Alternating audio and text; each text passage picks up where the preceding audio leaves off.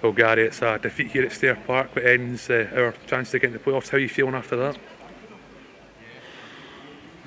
Frustrated really, because I thought for 30 minutes I don't actually know what time their goal was, but up until the goal went in, I thought we were it was a comfy game.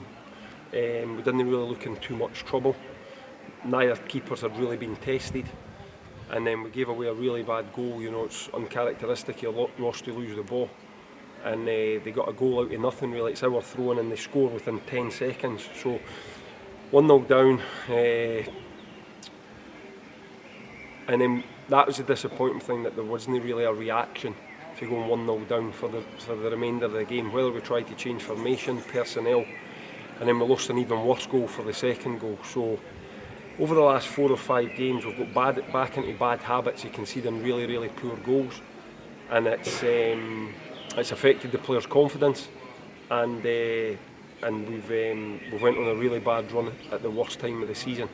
So I'm frustrated, but we've had an honest conversation there as a group, and you give them your thoughts and ask them a couple of things, and one of the players says, and it's a valid point, is that's a problem that's hunted us the whole season. When we've went behind, we've not been able to get back into games and draw or win the game enough, and you've got to be able to do that as a group, because there's times in the season you've got to go behind, you've got to show resilience and come back.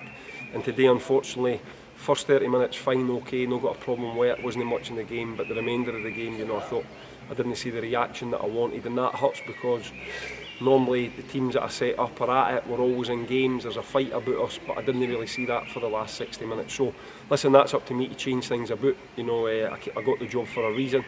We had a really, really good spell when I first came in, really good results, but the results and the performances haven't been good enough recently. That's up to me, I'm the manager, so it's up to me to fix that. And what's the mindset heading into next week's game? Yeah, listen, we're all hurting, because the players know we're in a really good position. I think we actually got up to third a few weeks back, and our form and our performances as a group haven't been good enough, I include myself in that, and so we're disappointed, because as a group, with the ability that's in the squad, we should be in the playoffs. But as I said to the players, ability isn't everything. It helps you, but you've got to have more than ability, and in certain other areas over the course of the season we've been lacking. There's no point in lying about it. I'm not trying to shame players or individuals or that. You've got to front up with a squad with the talent that we've got. Why are we not in the playoffs? There's a fundamental reason. So as I say, it can't happen again next year. There's a decent budget at this club, and the club should be in the playoffs. So when we didn't make the playoffs, for me, we've underachieved. So there's a frustration, there's a disappointment. But we need to get it right next season. What we've got as a manager and as a group of players, and I touched on that with them at the end there, is we've got a duty to the club that we need to go out and put in a performance next week. We can't just turn up thinking, oh, this is the last.